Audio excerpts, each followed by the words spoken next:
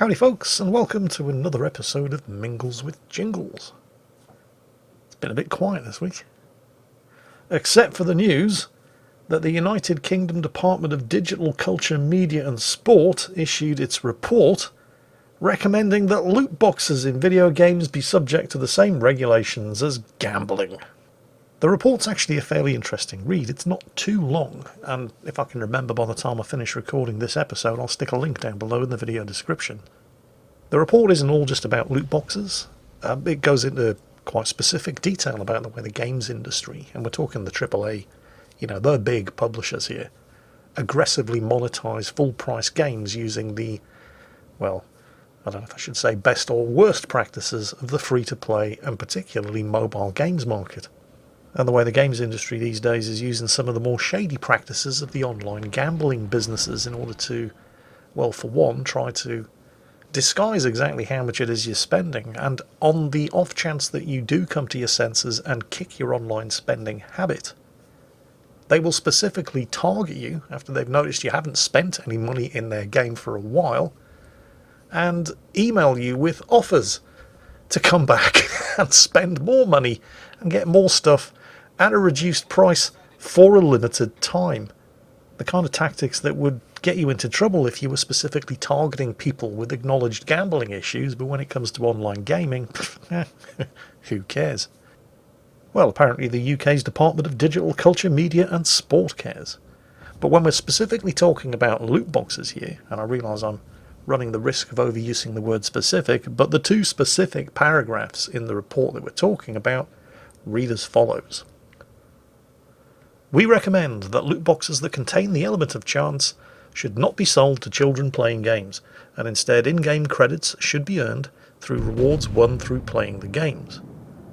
And the other paragraph that's quite important here, we consider loot boxes that can be bought with real-world money and do not reveal their contents in advance to be games of chance played for money's worth. The government should bring forward regulations under Section 6 of the Gambling Act 2005 in the next parliamentary session to specify that loot boxes are a game of chance. So what exactly does that mean? Well, it does not mean that the British government has decided that loot boxes are gambling. What it means is that a parliamentary committee has made recommendations to the government that loot boxes are a form of gambling and should be covered by gambling laws, and also that any game that includes loot boxes should not be sold to children. But it is fairly likely that the committee's recommendations will be put into law by the government. It's a government committee that made the recommendations. So what does the games industry think about this? Well, the Association for UK Interactive Entertainment issued a statement within a couple of days of the committee's findings being published. The statement began, "The video games industry has always and will continue to put the welfare of players at the heart of what we do." That was the point where I stopped taking their statement seriously. They continued to say things like, "We are pleased the committee acknowledges that the majority of people play video games in a positive, safe and responsible way." You get the idea. Basically, they didn't really say anything. The language of the statement had clearly been put together by somebody with an advanced degree in public relations and was crafted so as to, well, not really be confrontational at all and give the impression of being cooperative. Now, this is all fairly standard practice. It's the kind of language that I've seen before countless times from various different associations representing various different UK businesses when they're in the shit. They have a long and proud tradition of making what sound like cooperative noises whenever the government threatens to rattle their cage for them. Some of their favourite phrases include, "It is important that we keep engaging constructively with a range of stakeholders, including members of Parliament, regulators and law enforcement agencies." Yeah, they trotted that one out as well. "We have consistently been in dialogue with government and other key partners about establishing an appropriate research framework." What does all of this mean? I'll tell you what it means. This is the kind of language and phrases that get trotted out by industry representative groups whenever they're in the shit with the government or likely to be in the shit with the government, and they'd really like to be able to continue to self-regulate themselves, so they make these sort of conciliatory and very cooperative sounding noises. when the plain and obvious fact of the matter is that if these greedy shits had been able to keep their hands out of the cookie jar in the first place, the DCMS would never have needed to conduct an inquiry into immersive and addictive technologies in the first place. But at least their language is quite pleasant and non-confrontational. As you might expect from the UK gaming industry, which, let's face it, isn't that big. I mean, we produce some good games here. You've got studios like Creative Assembly that are responsible for the Total War series and Alien Isolation, but nothing on the scale of Activision Blizzard or Electronic Arts or Take-Two or Tencent, who are represented in the USA by a body known as the Entertainment Software Association. How did they respond? Were they also looking forward to engaging in a dialogue with governmental and law enforcement agencies to safeguard the more vulnerable members of society and their interaction with the various different online gaming services? No, not so much. Their language was a little more confrontational. We take seriously the issues raised in the UK Parliament's Digital Culture, Media and Sport Committee report, but strongly disagree with its findings. Well, no real big surprise there. And the rest of the language of their statement continued more or less in the same vein as the UK Entertainment Association's statement. They trotted out some of the lame old phrases like, "The video game industry is a leader in partnering with parents and players to create enjoyable video game experiences." Yeah, we've heard it all before, and I was kind of resigned to, once again, reading a statement that sounded impressive, but when you boil down to it, didn't actually say anything concrete. And so I'd pretty much resigned myself to having even more brain cells killed off reading another industry PR speak non-statement, right up until the point where they started deliberately, willfully and intentionally distorting the facts. The ESA said, and I quote, "Numerous regulatory bodies around the world, including those in Australia, France, Ireland, Germany and the UK, have come to a conclusion starkly different than that of this committee." Now, my question at this point is, would I be going too far in saying that this is just a lie? Or is it enough to say that it's simply a gross distortion of the truth? What do you mean, Jingles? Well, let's take a look at what one of these international regulatory bodies around the world said. The one in France, for example, where their gambling regulatory body said that loot boxes in games are not gambling. Wait a minute. Isn't that what the ESA said? No, that's what the ESA would like you to think that France's gambling regulatory body said.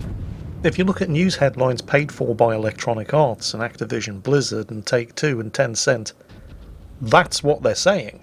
That the regulatory bodies in France and Ireland and Germany and Australia all said loot boxes aren't gambling. Because that is true. They did say that. But if you listen to Electronic Arts, Activision Blizzard, Take-Two Interactive, Bethesda, Tencent, they would have you believe that that's all they said. That's where the conversation ended. But that's not the case.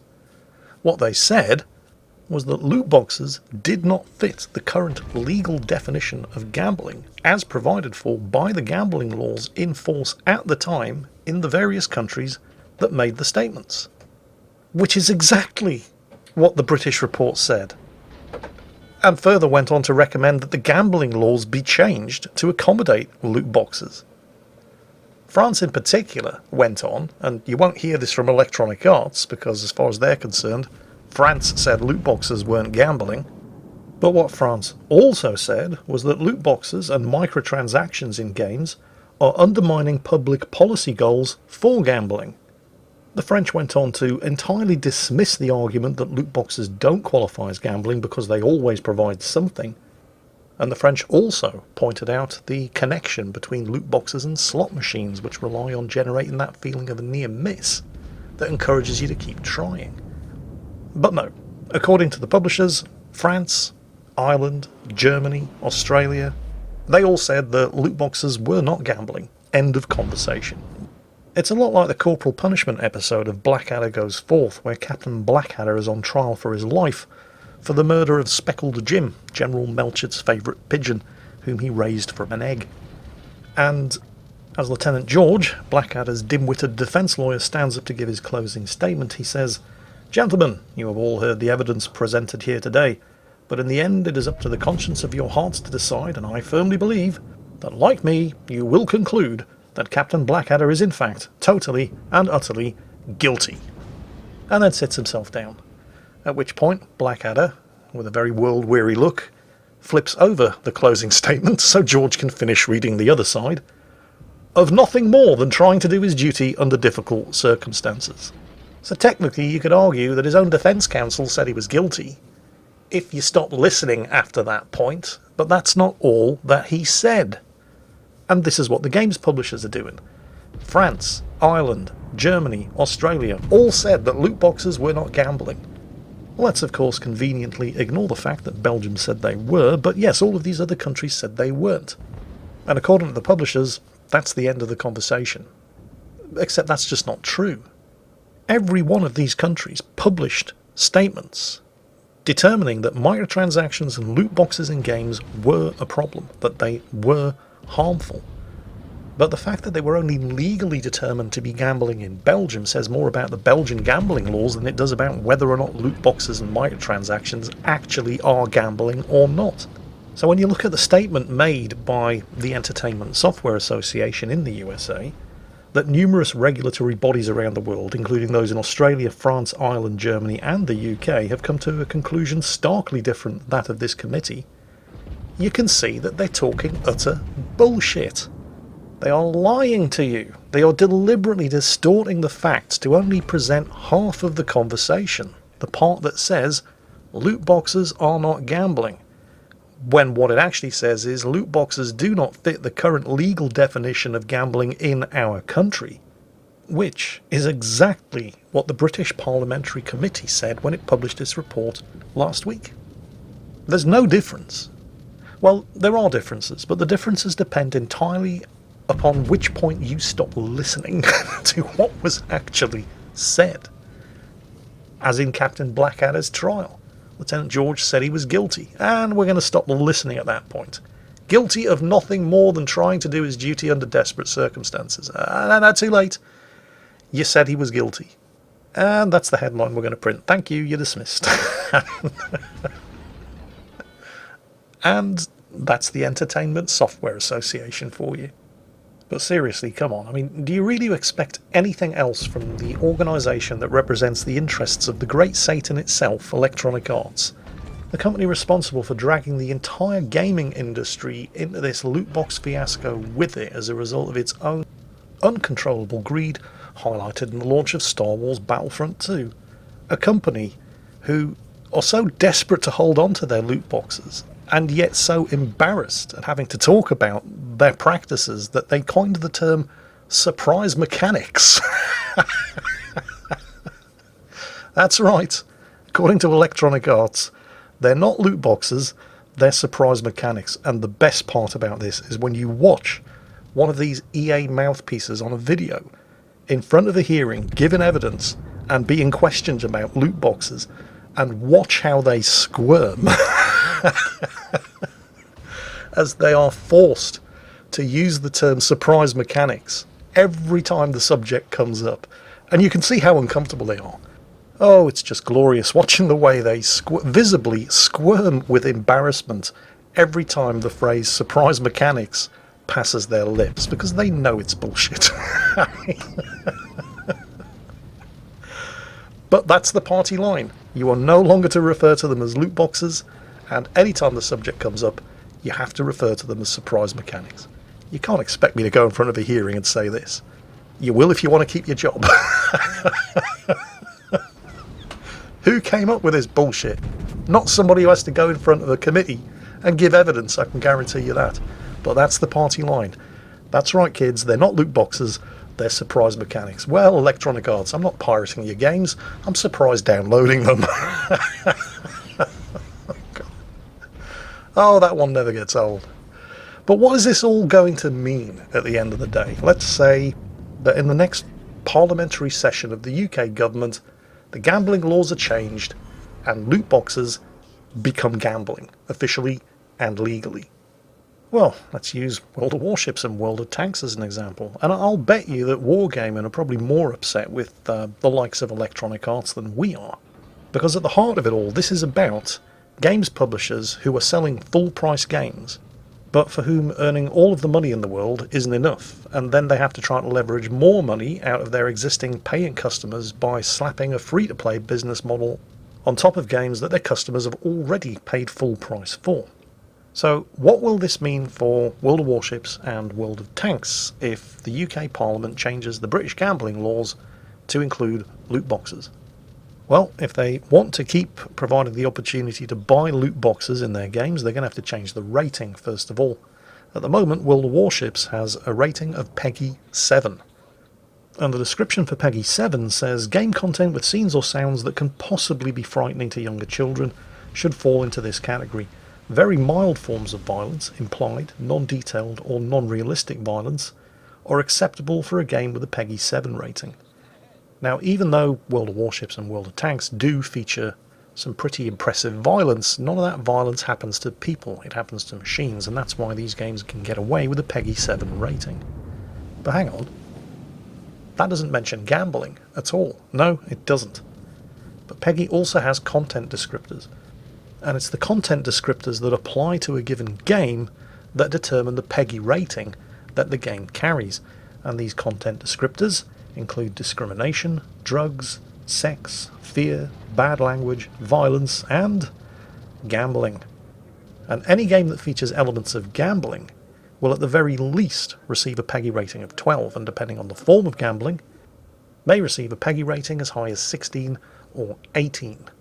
And in case you're wondering, yes, those numbers do correspond to the age brackets which the game may be sold to. So unless Wargaming want to risk losing a massive slice of their potential player base and raising the age rating on their games, they're going to have to remove the loot boxes from sale. But not globally, because this is only British gambling law that we're talking about, in exactly the same way that Belgian gambling law allowed for the definition of loot boxes to fall under gambling, but only in Belgium. This is why if you're a Belgian player, you go to the premium shop, there are no loot boxes on sale for you.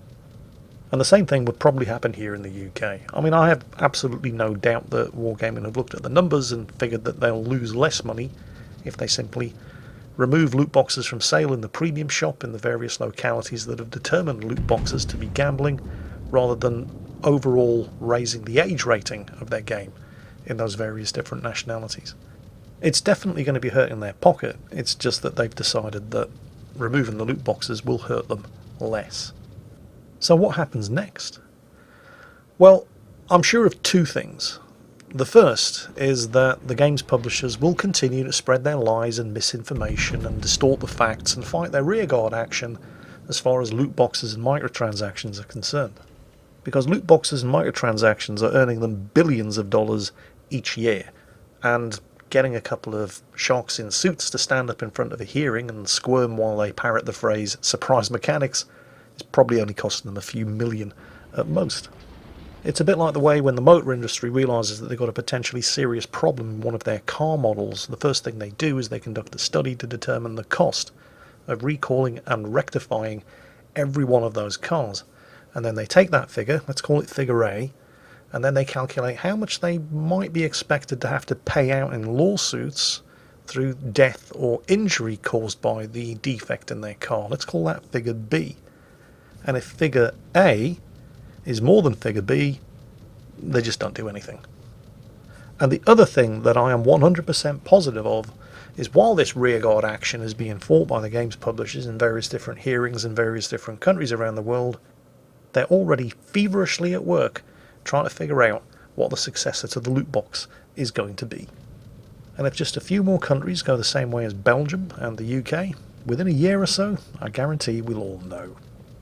Anyway, that's about it for this week's episode of Mingles with Jingles. I just wanted to close off with something that amused me.